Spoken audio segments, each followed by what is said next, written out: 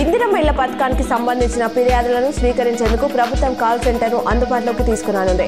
హైదరాబాద్ హిమాయత్ నగర్లోని housing corporation head ఆఫీస్లో ఏర్పాటు చేసిన ఈ కాల్ సెంటర్ను ఇవాళ మంత్రి పొంగులేటి శ్రీనివాసరెడ్డి ప్రారంభించనున్నారు. ఢిల్లీ పర్యటనలో ఉన్న సీఎం రేవంత్ ఇవాళ కేంద్ర రక్షణ శాఖ మంత్రి రాజ్నాథ్ సింగ్ తో భేటీ కానున్నారు. రాష్ట్రంలోని రక్షణ శాఖ భూములు బదలాయింపుపై విజ్ఞప్తులు చేయనున్నారు. కరీంనగర్ రామగుండం కనెక్టివిటీ కోసం హైదరాబాద్ లో రోడ్లు ఎలివేటెడ్ కారిడార్ల నిర్మాణం కోసం డిఫెన్స్ మినిస్ట్రీ భూములను ఇవ్వాలని కోరనున్నట్లు సమాచారం. తెలంగాణ విశ్వవిద్యాలయం పరిధిలో బీఈడీ పరీక్షలు మంగళవారం ప్రశాంతంగా ముగిశాయని అకాడమిక్ అడిషనల్ డైరెక్టర్ ఆచార్య చంద్రశేఖర్ తెలిపారు. మంగళవారం జరిగిన బీఈడీ 2వ-4వ సెమిస్టర్ రెగ్యులర్ బ్యాక్లాగ్ పరీక్షలకు మొత్తం 1145 మంది విద్యార్థులకు గాను 1088 మంది హాజరయ్యారని 57 మంది గైరాజరయ్యారని ఆయన వివరించారు.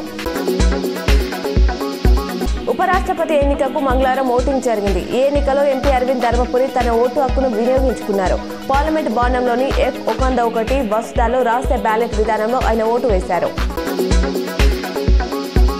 మేడారంలో గోవిందరాజు పగిడిద్దరాజు గద్దెల మార్పు అంశంతో ప్రభుత్వానికి మంత్రులు సీతక్క సురేఖకు ఎలాంటి సంబంధం లేదని పూజారుల సంఘం ప్రకటించింది. గోవిందరాజు పగిడిద్దరాజుల మూలాలను ముట్టుకోకుండా ఈ మార్పు జరుగుతుందని పేర్కొంది. భక్తుల సౌలభ్యం కోసమే ఈ నిర్ణయం తీసుకున్నామని వెల్లడించారు. ఉపరాష్ట్రపతిగా ఎన్నికైన సిపి రాధాకృష్ణన్ కు అభినందనలు వెల్లువెత్తుతున్నాయి. ప్రజా జీవితంలో మీ దశాబ్దాల అనుభవం దేశ ప్రగతికి ఎంతో దోహదపడనుంది.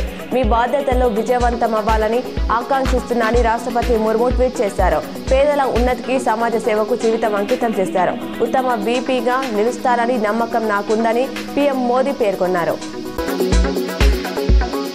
రీజనల్ రింగ్ రోడ్ పనుల ప్రారంభానికి అనుమతులు ఇవ్వాలని కేంద్ర మంత్రి నితిన్ గడ్కరీని సీఎం రేవంత్ కోరారు. దీనికి సంబంధించి 90% భూసేకరణ పూర్తయిందని ఆయనకు వివరించారు.